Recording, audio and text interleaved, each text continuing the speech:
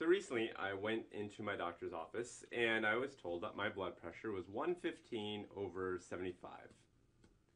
So I thought we would talk about exactly what this means and try to figure out how to think about blood pressure in general, using these numbers and this experience as kind of a launching point. So the way I think about blood pressure is I always imagine kind of a tube, and I imagine blood going through that tube, and this tube is like a blood vessel. So there's blood trying to get its way from one side to the other. And on its way, the kind of neat thing that it's doing is as it flows, it's pushing out. So it's forcing against these walls. And specifically what I mean by that is, there's cells and there's plasma, and all of that stuff is pushing out against the walls of the blood vessel. So you've got a force, and that force is being exerted on the surface area of the blood vessel. So it's force over a surface area, and anytime you see force over an area, you know that equals pressure, and in this case it's a blood pressure because it's the blood that's doing that work. So this is how I think of blood pressure, specifically as those little blue arrows, and the two questions that kind of pop into my mind anytime I'm thinking about blood pressure are: where is the blood pressure being taken, and when are you taking it? So let's start with the first question, where?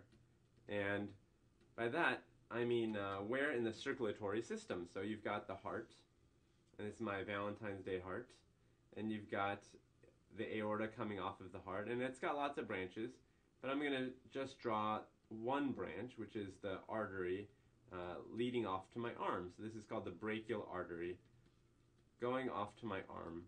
And usually, I'd say 90% of the time, maybe even more, the blood pressure that you're getting recorded, or the number that's being told to you, is being checked at this point.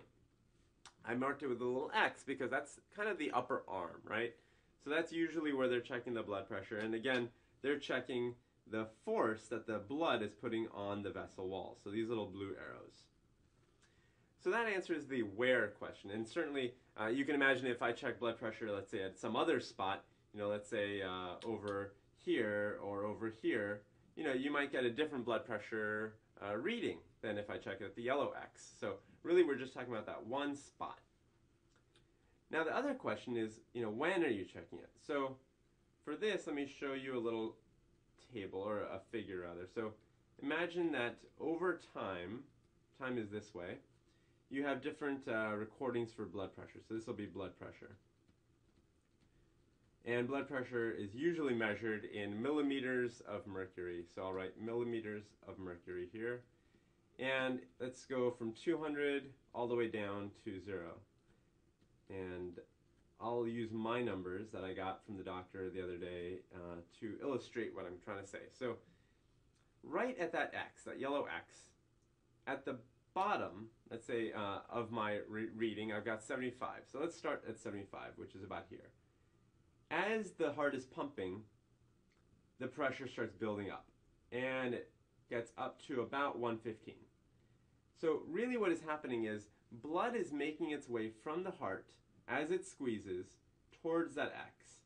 And as it gets there, the force that it's putting on the walls is going up, up, up. And as it goes up, it goes from 75 all the way to 115.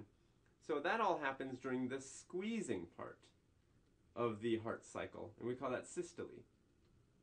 So this is all happening during systole, which is when the heart is squeezing down, and we know the heart is a pump. Now from that point forward, the heart begins to relax.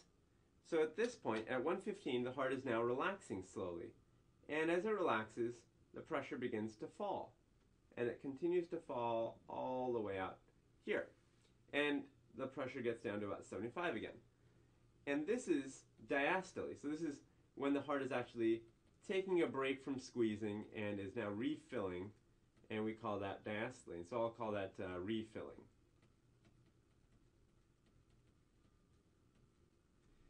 And so during systole, you spend about a third of the time.